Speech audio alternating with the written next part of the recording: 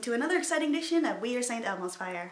If you're just tuning in, here's what you missed last week. Maia had her quarter-life crisis, Sarah gave a brilliant pep talk, Greg went county collecting, Melissa quoted The Alchemist, Willow was presumably busy with school, and Nealon weighed in the quarter-life crisis. And now you're all caught up? Sarah, a couple weeks ago you asked us to talk about how we all met each other and identify the moment in our friendships when we considered the other person to be a true friend.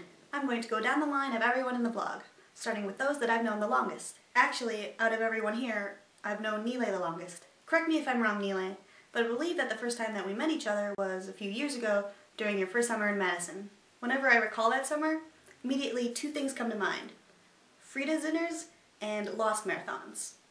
Which, interestingly, is how we first met each other. I have this memory of you joining a bunch of us for half-price margaritas at Frida's one Thursday. Rest in peace, Frida's. And then heading back to my place to continue our weekly tradition of watching Lost. It's kind of funny, Nealon, because the rest of us were well into the third season at that point, and here you were, a Lost newbie, jumping right into the show. For anyone who's ever watched Lost, you know it's the kind of show that you just can't start in the middle. Nealon, you must have been so confused by the plot, but you seem to enjoy it. I can't think of a particular moment when I considered you to be less of an acquaintance and more of a friend, but I guess it was during one of those many racquetball matches that we had over that summer. It was pretty cool that I could just shoot you a text saying, "Hey, wanna play racquetball?"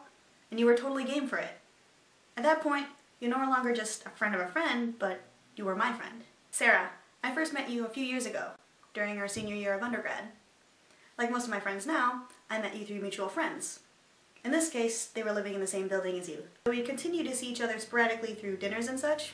It wasn't until a year later that I considered you to be more than a friend of a friend. Perhaps you have a different defining moment, but for me the defining moment came a couple years ago, during the Scott Walker protests at the Capitol. During one random weekend, I had asked if you wanted to attend a rally on the square, and to my delight, you were up for it. It was really, really snowy that day, and yet we stuck by each other as we marched around the square, holding our signs and chanting, "This is what democracy looks like!" After the rally, we headed to the Union to drink coffee and warm up. And though I didn't know you that well, I found myself opening up to you and sharing things with you that I'm normally hesitant to share with other people. I suppose that's just how you are, Sarah. You have this presence about you that makes people comfortable enough to be themselves around you.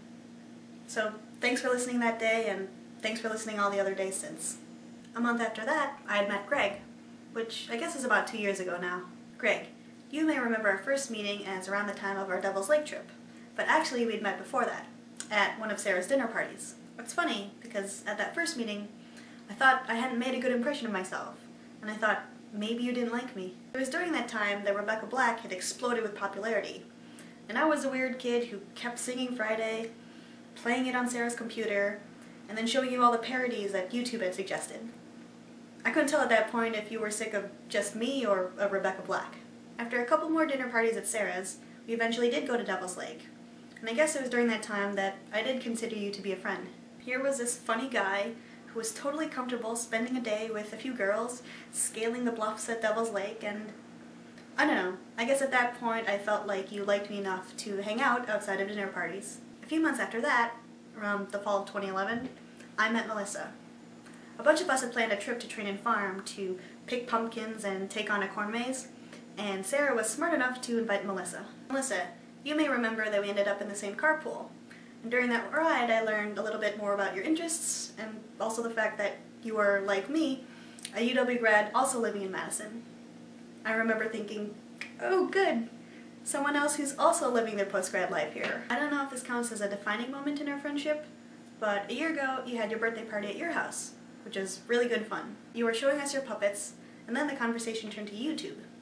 You then revealed that you watched all these vloggers that I happened to watch. The little internet nerd inside of me was doing a little happy dance, thinking, hey, here's somebody who knows that there's more to YouTube than cats and babies. Here's a real-life person who gets all the YouTube references I make. Here's an actual person standing in front of me who understands what dftba means. At that point, I didn't know anybody outside of the internet who knew about these underground YouTube things like collab channels and nerdfighters.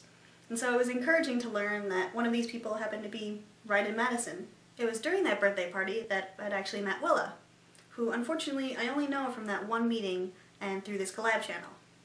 From what I know about you, Willow, you seem like a really cool person. You know who John Green is, and you're no fan of Scott Walker, and I feel like we get on pretty well. Hopefully you'll find some time to pop up on this channel so that we can get to know each other better. So Sarah, that is my very long answer to your question. Thanks so much for listening, and I'll see you next week.